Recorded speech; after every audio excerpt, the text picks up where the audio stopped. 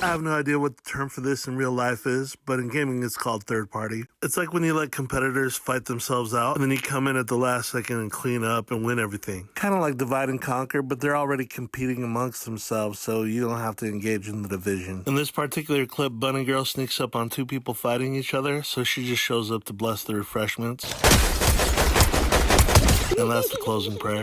Here's an example from an old I Am a Mormon campaign. You have any idea who you're stealing from? You and your friends are dead! He's out, right? Here's another third-party opportunity.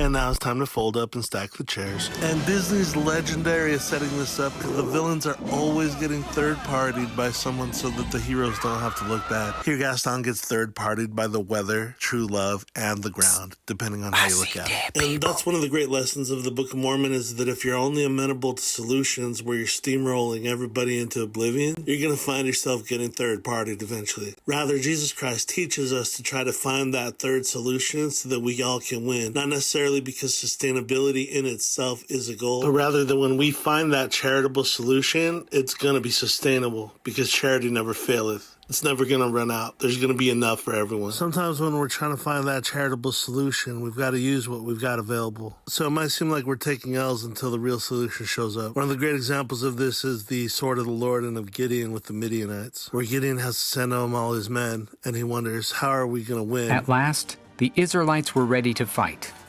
The Lord showed Gideon how to defeat the Midianites. Gideon told his army to use trumpets and lamps to scare them. The noise and the lights confused the Midianites so much that they started to fight each other.